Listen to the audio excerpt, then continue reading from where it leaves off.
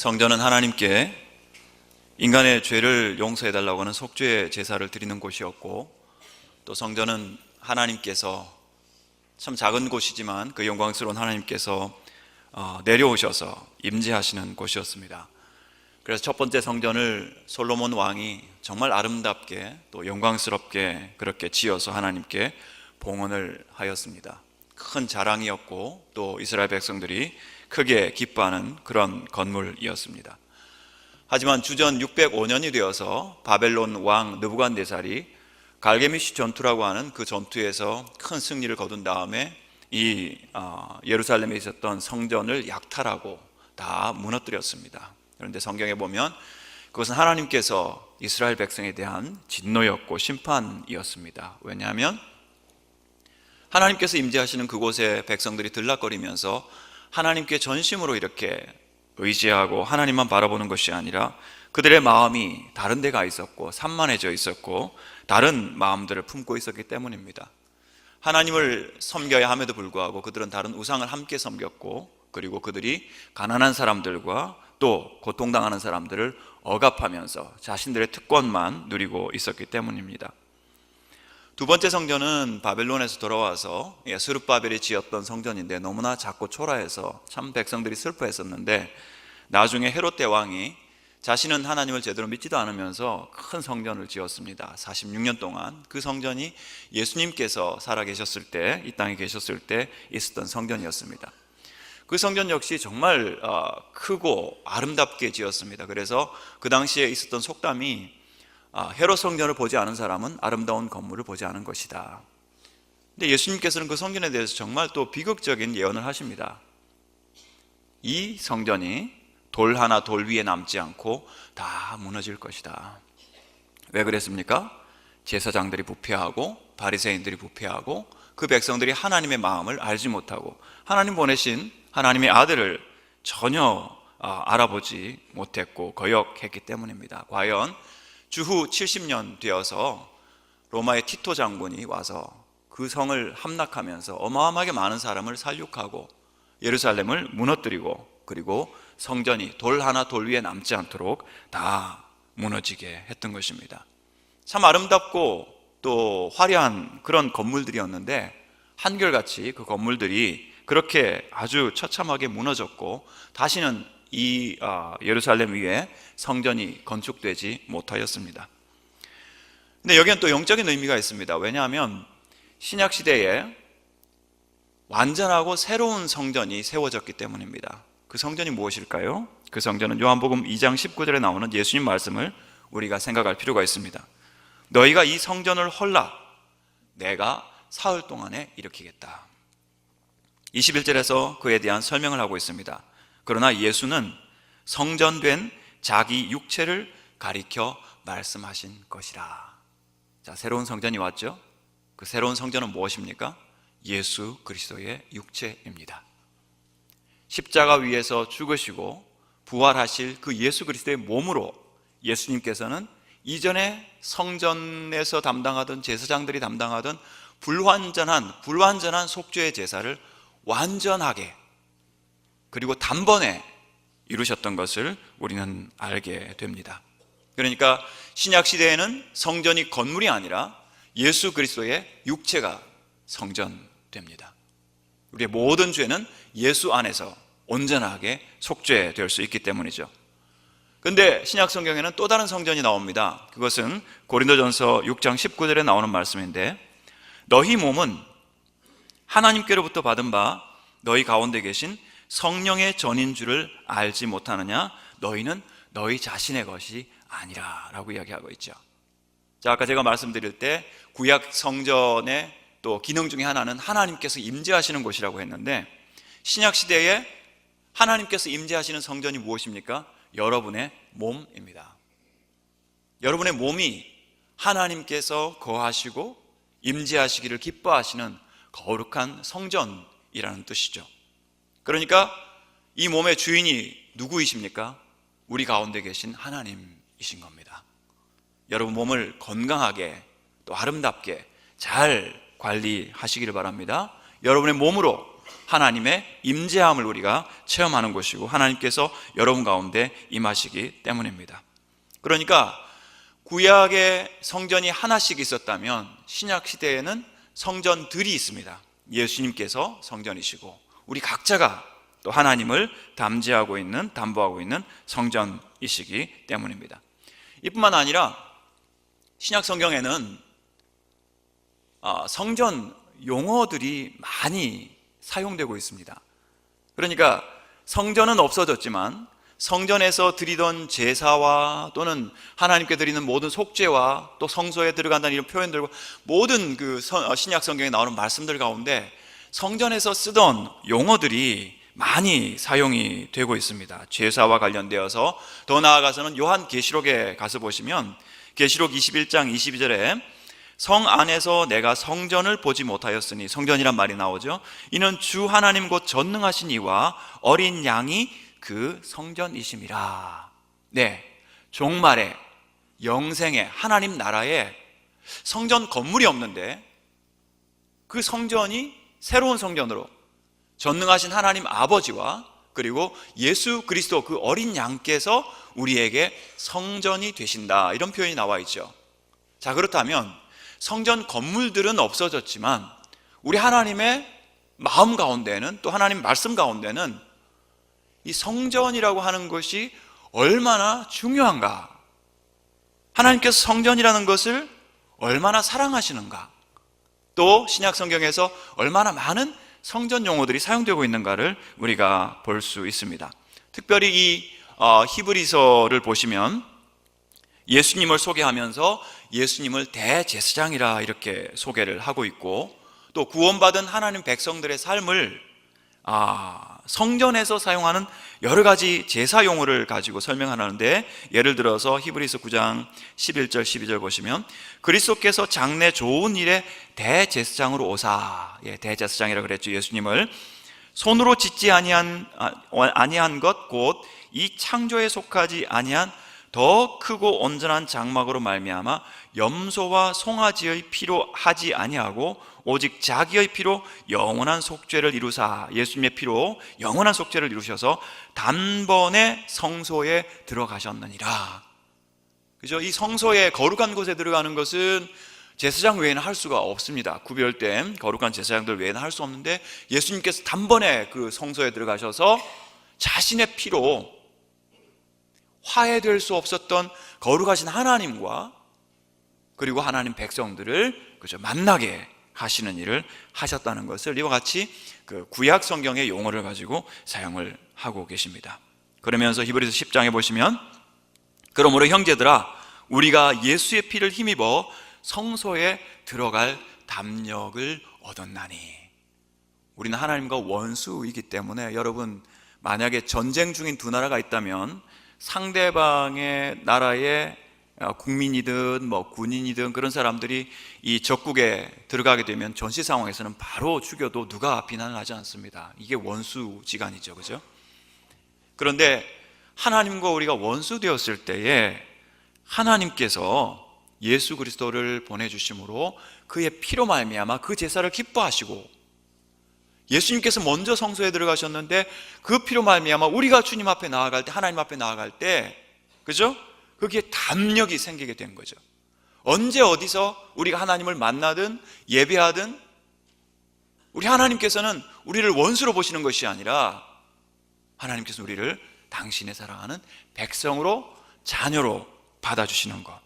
그래서 예수님의 모든 사역이 이렇게 제사용으로, 성전용으로 이렇게 우리에게 설명되는 것을 볼 수가 있습니다. 히브리서 전체를 쭉 보시면 히브리서 4장 5장에서는 큰 대제사장이신 예수님에 대해서, 9장 10장에서는 그리스도의 희생으로 인한 속죄에 대해서, 그리고 여러분 히브리서 11장 아시죠? 히브리서 11장은 믿음장입니다.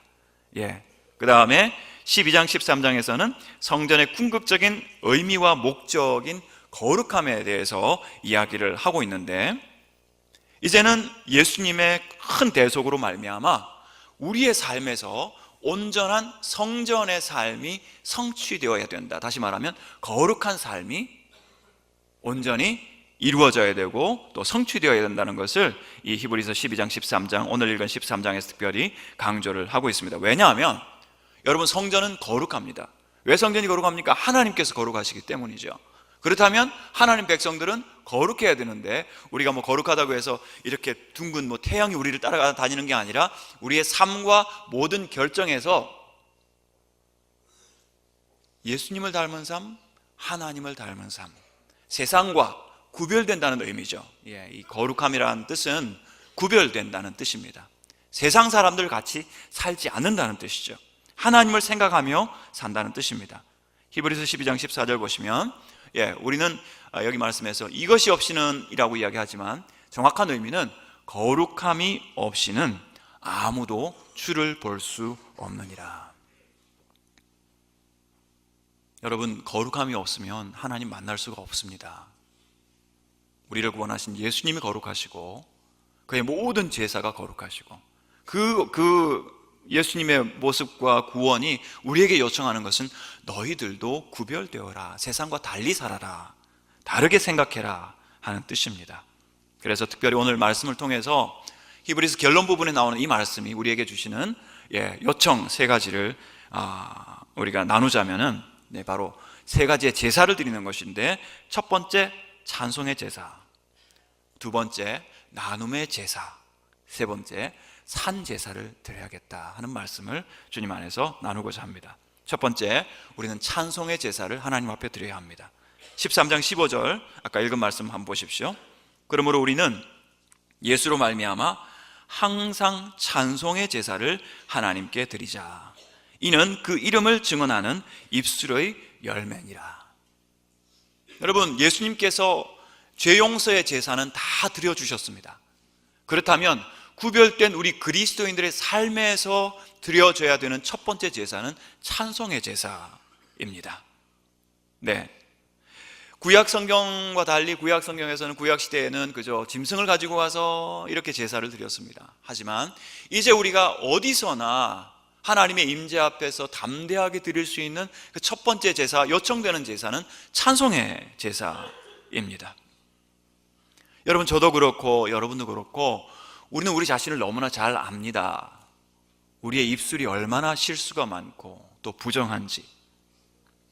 이사야 선지자가 하나님의 임재 앞에 거룩한 성전에서 하나님을 배웠을 때 그 가장 먼저 깨달았던 수치는 입술이었습니다. 하나님, 나는 입술이 부정한 사람입니다. 나는 입술이 부정한 백성들 중에 거하는 사람입니다. 여러분, 하나님 앞에서 여러분 자신의 이 입술이 부정하다는 사실을 여러분 처절하게 경험하시고 탄식하신 적이 있으십니까? 만약 없으시다면 어쩌면 우리가 하나님의 거룩하심 앞에 아직도 노출되지 않은 임재함을 경험하지 못한 그런 사람일 수도 있습니다. 얼마나 쉽게 나의 입이 다른 사람에게 상처를 주고, 얼마나 쉽게 판단하고, 남의 비밀을 지켜주지 못하고, 쉽게 이야기하고, 참 말할 줄 모르고, 야고보서의 말씀처럼 정말 야생에 훈련되지 않은 것이 우리의 입입니다. 나는 나를 고상하게 생각할지 모르지만 이 입이 얼마나 많은 실수를 하는지, 모르는 상처들을 얼마나 많이 남기는지. 욥은 자신의 아들 10명을 잃고 모든 재산을 잃고 자신의 몸이 엉망진창이 되는 그런 고통 가운데 있으면서, 그러나 그는 하나님을 원망하지 아니하고 저주하지 않은 의인이었다고 이야기를 했습니다. 그러나 우리의 입은 얼마나 쉽게 불평하는지. 자신의 정혼녀 마리아가 임신한 줄 알았지만 요셉은 그것을 드러내지 않으려고 했지요. 그래서 성경은 요셉을 가리켜서 그를 의인이었다고 이야기합니다. 말을 하지 않고 조용히, 그죠? 이 수치를 그냥 조용히 처리하려고 했던. 그러니까 어떻게 생각하면 차라리 말수가 적은 것이 의인에 가까울지도 모르겠습니다. 하지만 그것으로 부족합니다. 여러분, 우리가 우리의 삶에서 더 아름답고 세상과 구별되는 것은 우리의 입술에 찬양이 가득 차는 것입니다. 우리의 입술에 찬송으로 가득한 것입니다. 우리 모든 그리스도인들이 세상 사람들과 구별되게 우리의 입술로 거룩한 찬송의 제사들을 드리는 것이 하나님의 기뻐하시는 것인데, 우리의 삶이 거룩한 성전의 삶을 살아야 된다면 그 첫 번째, 우리 삶의 양태에서, 일상적인 우리의 삶에서, 주일날만 아니라 여러분이 살아가시는 하루하루 한순간 한순간에 여러분의 입에 찬송이 가득하시기를 바랍니다. 특별히 성경 말씀을 보면은 이 찬송이 감사와 이렇게 묶여 있는 것을 볼 수가 있습니다. 그래서 시편 50편 23절 보시면, 감사로 제사를 드리는 자가 나를 영화롭게 하나니 그의 행위를 옳게 하는 자에게 내가 하나님의 구원을 보이리라. 감사로 제사를 드리는 자가, 구약시대에 벌써 제사가 있었지만 그 시대에 하나님께서 기뻐하시는 것은 감사로 하나님 앞에 말씀드리는 것이, 그것이 하나님께서 기뻐하시는 제사가 된다는 것입니다. 이것은 신약 성경에 와서도 여전히 우리들한테 들려지고 있는 말씀인데, 에베소서 5장 19절 보면, 시와 찬미와 신령한 노래들로 서로 화답하며 너희 마음으로 주께 노래하며 감사하며 범사에 우리 주 예수 그리스도의 이름으로 항상 아버지 하나님께 감사하며. 여기에 부사어가 있죠. 항상. 여러분, 우리의 입에서 찬송이 나올 때 거기 감사가 같이 나오지 않습니까? 그것이 하나님께서 너무나 기뻐하시는 제사라는 것입니다. 골로새서 3장 16절에서도 시와 찬미와 신령한 노래를 부르며 감사하는 마음으로 하나님을 찬양하고, 여러 가지 형태의 찬양이 나와 있습니다. 시와, 시편을 이야기하죠, 그죠? 찬미와 신령한 노래들, 이것은 이제 성령 충만한 가운데 하나님께서 주시는 곡조들이 있습니다. 여러분 각자에게 주시는 특별한 나만의 곡조들이 있는데, 그것으로 자유롭게 하나님을 찬양할 때 하나님 그것을 기뻐 받으시는 제사로 보신다는 거죠. 여러분의 삶에 이런 감사와 찬양의 제사가 가득가득 채워지기를 바랍니다. 우리의 입술에 여러분 원망과 불평과 심지어 그죠? 저주 같은 말들이 우리의 입술에서 살아나오지 않도록 하나님께서 정말 구별되게 생각하시는 제사는 바로 우리 입술에서 나오는 찬송과 감사의 제사입니다. 제가 어저께 사우나를 가서 그래도 설교를 준비했으니까 설교 말씀대로 제가 먼저 실천을 해야 되지 않겠습니까? 찬송을 흥얼 내면서 이렇게 사우나를 하고 있는데, 옆에 있는 어떤 분이 자기도 노래를 부르더라고요. 그래서 저분은 무슨 노래를 부르실까 자세히 귀를 기울여 봤는데 물소리 때문에 잘 들리지 않았는데, 나중에 한 소절이 딱 이렇게 들렸습니다. 내 나이가 어때서 뭐 이렇게 하고 계시던데, 여러분 집에 가시면서 그 노래 부르지 마시고 우리의 삶에 정말 나의 일상에서 아침에 깼을 때부터 저녁에 주무실 때까지 여러분이 찬송의 제사가 우리의 입술에서 끊어지지 않았으면 좋겠습니다. 두 번째는 나눔의 제사입니다.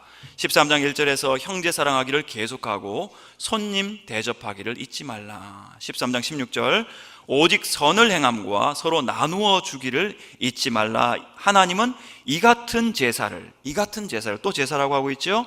이 같은 제사를 기뻐하시느니라. 형제를 사랑하는 것은 말로 하는 것이 아니라 내가 손해를 보면서 내 것을 꺼내어서 나누면서, 그죠? 선을 행할 때 그것은 하나님께서 기뻐하시는 제사라는 뜻입니다. 특히 히브리서 수신자들은 말 그대로 히브리인들입니다. 예수님을 믿는 유대인들이죠. 여러분, 첫 번째 기독교의 교회가 어디서 시작되었습니까? 예루살렘 유대인들에 의해서 시작이 되었습니다. 근데 그들이 처음에 그죠? 교회를 시작하면서 성령에 충만한 가운데 자신의 것을 자신의 것이라 하지 않고 정말 세상 어디서도 볼 수 없는 아름다운 나눔의 실천들을 했던 것을 볼 수가 있습니다. 성령께서 그들을 감동하셨을 때, 성령님은 강요하지 않으십니다. 그들을 감동하셨을 때 자발적인 마음으로 내 것을 내 것이라 하지 않고 서로 함께 공유하면서 필요한 자들에게, 더 궁핍한 자들에게 나누어 주면서 이기적으로 살지 않았습니다. 세상과 구별된 거죠. 그들을 보면서 세상 사람들이 박수를 치면서 와, 저런 사람들도 있구나. 그래서 안디옥 교회에서는 그리스도인들이라는 말이 생겼죠. 그리스도인이라고 하는 말은 그리스도를 닮은 사람들, 그리스도의 종들, 그리스도의 뜻대로 순종하며 사는 사람들, 그리스도를 그죠? 흉내내는 사람들이잖아요. 예수님께서 당신 자신의 것을 아껴두셨습니까? 자신의 포켓대에 뭔가를 이렇게 가득 두고 안 나눠주셨습니까? 주님 모든 것을 다 주셨습니다. 우리가 주님을 닮아서 그렇게 나누는 것이 하나님께서 이 같은 제사를 기뻐하시느니라. 이 나눔이 우리의 삶에서 여러분 실천되었으면 좋겠습니다. 그래서 2절에서 손님 대접하기를 잊지 말라. 여러분 손님을 대접하십시오. 낯선 사람을 대접하십시오. 3절 갇힌 자를 생각하라. 너희도 함께 갇힌 것 같이. 이거는 마음의 나눔입니다. 누군가가 힘들고 어렵고 특별히 믿음으로 말미암아 학대받는 사람들이 있을 때 너희도 몸을 가졌은즉 그 학대받는 자를 잊지 말고 생각해라. 기도하라는 말이겠죠. 생각하라는 말은 그들의 필요한 것이 있다면 내가 가진 것 조금이지만 나누어 주라는 말이겠죠. 4절 말씀 결혼을 귀히 여기고 침소를 더럽히지 않게 하라. 결혼이 뭡니까? 내 것을 챙기는 것입니까? 팀 켈러 목사님은 결혼이라고 하는 것은요, 나 자신을 온전하게 주는 셀프 도네이션이다. 나 자신을 온전하게 기부하는 것이다라고 이야기했습니다. 근데 많은 우리 그리스도인들조차도 결혼을 나 자신의 이익을 챙기고자 하는 이기적인 기회로 삼는 것을 볼 수가 있습니다. 특별히 음행은 성전되는 우리의 몸을 여러분 더럽히는 일인데요, 하나님께서 성전을 귀하게 보시지만 성전이 더럽힐 때는 하나님께서 여지없이 무너뜨리신 것을 여러분 기억하십시오. 큰일 납니다. 고린도전서 3장 16절 너희는 너희가 하나님의 성전인 것과 하나님의 성령이 너희 안에 계시는 것을 알지 못하느냐. 누구든지 하나님의 성전을 더럽히면 하나님이 그 사람을 멸하시리라. 음행에 대한 이야기입니다. 두려워하셔야 됩니다. 하나님의 성전은 거룩하니 너희도 그러하니라. 5절 말씀에 돈을 사랑하지 말고 있는 바를 족한 줄로 알라. 여러분 얼마만큼 우리가 가지면 나눌 수 있겠습니까? 얼마만큼 가지시면 내 것을 가지고 베풀 수 있겠습니까? 성경 말씀에 정한 기준은 우리가 가진 주관적인 기준과는 다릅니다. 우리는 생각할 때 이만큼 되면 내가 이렇게 할 수 있겠다라고 생각하지만 성경에서 말씀하는 기준은 그게 아니라 지금 내가 가지고 있는 만큼에 감사하면서 나누라는 뜻입니다. 있는 바를 족한 줄로 알라. 여러분 돈이라고 하는 것이 중요한 거죠. 있어야 되는 겁니다. 우리 모두에게. 근데 그 돈이 주는 감정이 두 가지가 있는데 오늘 말씀에 따르면 13장 5절 돈을 사랑하지 말고, 돈을 대할 때 사람들이 돈을 사랑하는 감정을 가질 수가 있습니다. 6절에 보면 내가 무서워하지 않겠노라. 돈이 주는 두려움도 있습니다. 이 돈 때문에 생기는 두려움 때문에 어떤 사람은 정말 무서운 결정을 내리기도 합니다. 여러분은 돈이 두렵지 않습니까? 여러분 돈 때문에 절대 죽지 마십시오. 그런데 이 돈에 대한 사랑의 우상과 돈 때문에 생긴 두려움의 감정을 이기는 방법이 있는데 13장 5절 내가 결코 너희를 버리지 아니하고 너희를 떠나지 아니하리라. 돈이 주는 두려움이 큰 줄 아시기 때문에 하나님께서 강조를 하십니다. 결코 내가 너희를 버리지 않겠다. 돈 때문에 죽는 일 없다. 두려워하지 마라. 나를 믿어라. 하나님께서 하나님을 신뢰하라고 돈이 그 가지고 있는 끄는 감정이 얼마나 큰지 아시기 때문에 강하게 말씀을 하십니다. 그러면서 또 그 두려움과 또 우상의 감정을 이기는 방법을 있는 바를 족한 줄로 알아라. 여러분 가진 것으로 족하십시오. 마음에 감사하는 마음이 있어야 합니다. 그래야 돈이 주는 이 감정들을 이길 수가 있고, 그 다음에 있는 만큼을 가지고 지금부터 나누기를 시작해라. 그것이 돈에 대한 우상과 돈에 대한 두려움을 이기는 방법입니다. 여러분 순결하고 참된 구별된 제사를 드렸으면 좋겠습니다. 특별히 여러분의 마음의 나눔이 있었으면 좋겠는데 아까 말씀드린 것처럼 함께 갇힌 것 같이 갇힌 자들을 생각하라 말씀했고, 너희도 몸을 가졌은즉, 그죠? 학대받는 자들을 생각하라고 이야기했잖아요. 우리는 구별된 사람들입니다. 사실 우리에게 뭐 가진 것이 대단한 것이 없다고 하더라도 성경에서는 우리를 가리켜서 왕 같은 제사장이라고 했습니다. 왕에게는 품위가 있습니다. 자기 절제가 있습니다. 플루타르코스의 그 영웅전이라는 책을 보면 알렉산더 대왕에 대한 한 일화가 등장을 합니다. 이 알렉산더 대왕이 정복을 많이 하고 다녔는데 그 말을 타고 이렇게 행군을 하는 그 기병대가 너무 오랫동안 물을 마시지 못해가지고 전부 목이 말라 있었습니다. 근데 마침 그 나귀에다가 물을 가득 실어서 저 강에서 길어서 지나가는 그 자기 백성들이 있었어요. 그래서 이 백성들이 왕이 또 기병대가 이렇게 목마른 것을 보고 투구에다가 이렇게 물을 잔뜩 이렇게 담아가지고 왕에게 갖다 주었습니다. 알렉산더 대왕이 물을 마시려고 하는데 모든 기병대의 병사들이 그 물을 바라보고 있는 거예요. 그러니까 이 알렉산더 대왕이 아주 점잖게 그 물을 다시 돌려주었습니다. 내가 혼자 이 물을 마신다면 이 사람들의 사기가 떨어질 것입니다. 그러면서 물을 돌려주었습니다. 이 왕의 자제력과 고매한 이 정신 때문에 그 기병들은 사기가 정말 충천되었다고 합니다. 이 정복밖에 몰랐던 젊은 왕이 이런 절제력을 가지고 있었던 거죠. 자기 병사들의 목마름을 공감하고 있었던 거죠. 그리고 자기는 절제한 겁니다. 이것은 여러분 구약 성경의 역대상 11장 15절에도 나옵니다. 블레셋 사람들이 다윗의 고향이었던 베들레헴을 완전히 장악을 하고 있었습니다. 다윗은 그때 저 산성에서 이렇게 진을 치고 있었는데 다윗이 베들레헴에서 자랐지 않습니까? 그래서 자기도 모르게 한탄이 나왔어요. 저 베들레헴 성문 곁에 있는 우물물을 누가 내게 마시게 할꼬? 이렇게 한탄을 했더니 다윗의 용사들 가운데 아주 용맹한 세 사람이 그 블레셋의 진을 뚫고 정말 죽음을 각오하고 그죠? 그 진을 뚫고 들어가서 우물물을 가져왔습니다. 다윗이 그 물 마시기를 기뻐하지 아니하고 하나님께 부어드리면서 용사들의 피와 같은 이 물을 내가 어떻게 마시겠느냐. 여러분, 우리는 왕 같은 제사장들입니다. 가진 것은 없어도 품위는 있잖아요. 그렇다면 여러분, 높은 것을 바라보면서 탐욕을 부릴 것이 아니라 내게 얼마나 지금 뭐가 필요한지에 대해서 자기 연민을 가질 것이 아니라 내 곁에 있는 사람이 지금 얼마나 목마른가, 이 사람이 얼마나 지금 힘든가를 여러분 생각하는 것이 나눔의 제사라고 할 수 있겠습니다. 다시 말씀드립니다. 너희도 함께 갇힌 것 같이 갇힌 자를 생각하고 너희도 몸을 가졌은즉 학대 받는 자를 생각하라.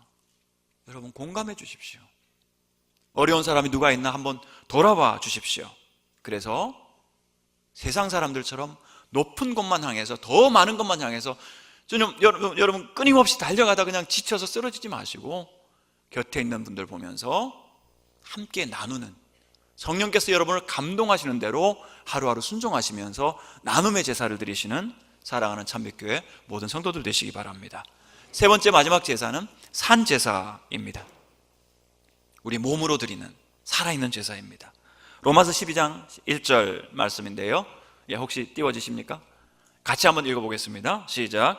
그러므로 형제들아, 하나님의 모든 자비하심으로 너희를 권하노니 너희 몸을 하나님이 기뻐하시는 거룩한 산제사로 드리라. 이는 너희의 드릴 영적 예배니라.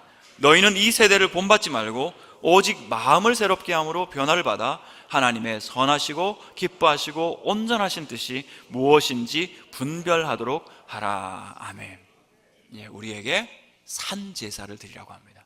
세상과 구별된 산제사를 드리라고 합니다. 특별히 본문의 7절과 17절 말씀에 적용해서 우리가 보면, 여기 보면 너희를 인도하는 인도자들의 말과 행실과 믿음을 본받고, 그리고 17절에서 너희를 인도하는 자들에게 순종하고 복종하라. 그들은 너희 영혼을 위하여 경성하기를 자신들이 청산할 자인 것처럼 하느니라.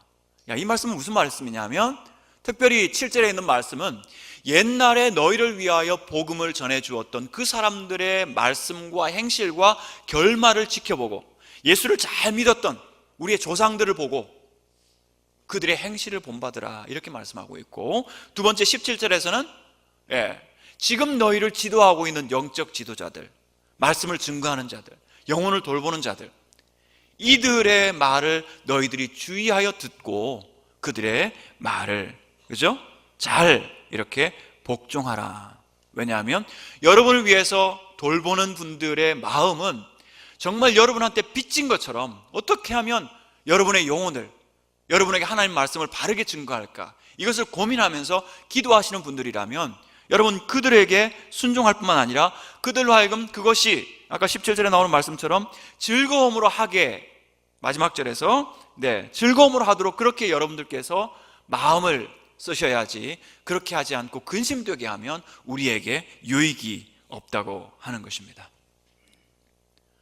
그리고 무엇보다도 여기서 가장 강조하는 것은 바로 예수 그리스도이십니다. 예수 그리스도께서 우리의 영원한 스승 되시는데, 예수 그리스도는 어제나 오늘이나 영원토록 동일하시니라, 그 말씀이 바로 아까 7절 다음에 8절에서 등장하고 있는 것을 여러분 기억하십시오. 복음의 원천, 복음의 시작은 예수 그리스도이십니다. 우리가 본받아야 할 영원한 스승도 바로 예수 그리스도이십니다. 12절 성문 밖에서 고난당하신 예수님처럼 13절 우리도 치욕을 짊어지고 영문 밖으로 그와 함께 나아가자라고 이야기합니다. 오늘날 시대가 권위를 싫어합니다. 오늘날 Z세대라고 하는 젊은 사람들은 권위주의적인 사고를 굉장히 싫어하죠. 그러나 여러분, 권위주의를 우리가 경계하는 것은 좋지만 권위를 여러분 존중하지 않는다면 이것은 심각한 문제가 생깁니다. 경남 인권조례 때문에 지금 한참 떠들썩하지만 제가 그 인권조례를 살펴보니까 가장 큰 문제는 뭐냐면 아이들에게 정말 중요한 가이드와 상담자가 되는 어른들이 필요한데 어른들을 다 빼버리는 거예요. 아직도 성숙하지 못한 이 아이들이 모든 자기 삶의 중요한 것들, 특별히 자기의 성까지 결정하도록, 그것을 방치하는 것이 얼마나 큰 무책임인지 아십니까? 권위주의는 버려야 되지만 바른 권위는 아이들에게, 우리 모두에게 반드시 필요한데, 그 궁극적인 권위자가 누구십니까? 예수 그리스도이십니다. 우리는 예수 그리스도에게 귀를 기울일 뿐만 아니라 그분께서 가신 십자가의 길을 따라가야 합니다. 12절 보시면 그러므로 예수도 자기 피로써 백성을 거룩하게 하려고 성문 밖에서 고난을 당하셨느니라. 이것은 레위기 16장 27절에 나오는 속죄일에 드리는 제사와 같습니다. 예수님께서 피는 성소에 쏟으시고 당신의 몸은 영문 밖에 십자가에 달리셨습니다. 속죄일이 되면은 피는 제단에 쏟고, 그리고 나머지 모든 가죽과 내장들은 이 영문 밖에 가지고 가서 거기서 불로 태웁니다. 아무것도 남지 않죠. 예수님께서 그렇게 사셨습니다. 치욕을 당하셨습니다. 모든 권위를 내려놓으셨습니다. 그래서 우리에게 참된 스승이 되시고 참된 구세주가 되셨습니다.